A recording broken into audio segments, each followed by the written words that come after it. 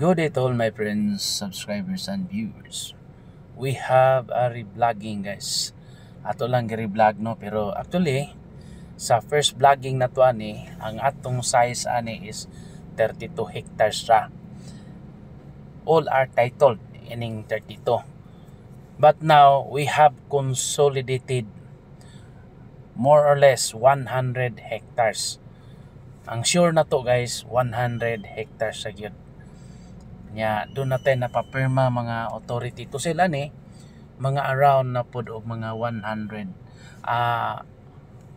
mga almost 100 hectares para man sakto 100 hectares ang nakapirma, pero kanitanan masulod na gyud siya og 100 hectares. Mao ra gyud klaro na to nga fix nga exact location na to guys, kanang 100 hectares more or less mana siya guys no.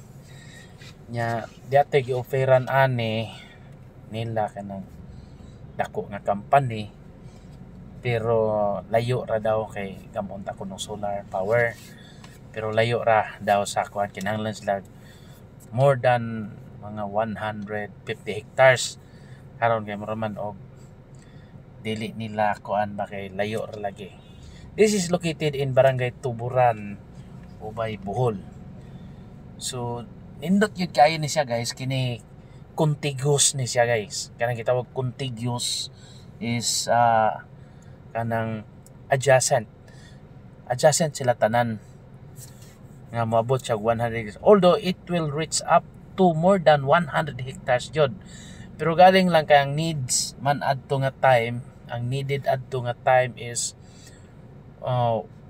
taman ra gyud sa unirrigated area, kanang dili irrigated nga location. Pero kung i-appeal na tong mga irrigated area guys, more or less mga moabot sa mga 150 or less, more or less 150 hectares kung matog yung makuan guys. Pero initially diri ta nagsugod sa 32 hectares. Nya barato ang 32 hectares guys kay tag 150 ang per square meter. Then the adjacent dito na nagsugod ang sugod nagpataas. Ang 32 hectares sa gyud ang barato. Then next lots nag-range nag 200 up to 250. Nya na pag 300 per square meter. Nya na pag more than pag yun ana, pero wala na may pick up kay murag tag-as na gyud kaayo, taasa na gyud ang atong mga kliyente na. This is ideal for housing development po guys, because approximately mga 1 kilometer from National Highway and Airport in Ubay, Bohol. So dool ra gyud siya. Then naay adjacent aning mga 11 hectares nga tax declaration. Majority are titled property. Naa po ni mga 20 hectares nga kuan siya guys, ang kuan clua title, pero lagi na consolidated ni siya. Mana masugod tas 150 per square meter mao gini presyo ni 32 hectares. Then the rest mo na to 200 up to 250 up to 300 yun. Pero nanay more than na wala na mo na lagi tuwa na mo pick up pa. So it will reach up to 100 hectares plus basta i-appeal tong irrigated, mga moabot og 150.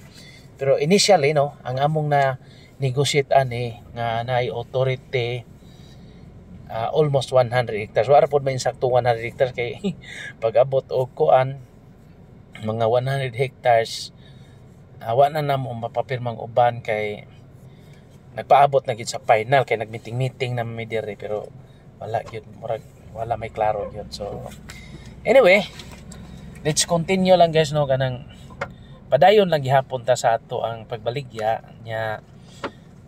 Pwede ra po kining 32 hectares atong paliton or kanang mga kuan. So ana lang, although dati ni tan-aw pod kung bag-o himuon daw housing. Naidaghan nag-interest, pero ato na lang yun yung ipustro sa baligya sa uban kay may mga klaro tong nagkuan primero. So na gustong mo palit pero dili jud sila pa siguro kuan gusto jud padak-an pag yun. So di naman makakuan kay mga tas unahan ani are irrigated naman, mga irrigation na ba. So mga 100 hectares sa gyud taman. Pero nay mo kapin dili pod ni kaabot og 150 kay mo sud na sa irrigation. Gusto magamon nga solar power. Pero sige na lang. Basta mao ni siya guys. Balay ni sa 32 hectares. Okay? For inquiries, just contact me and please subscribe our YouTube channel. Thank you.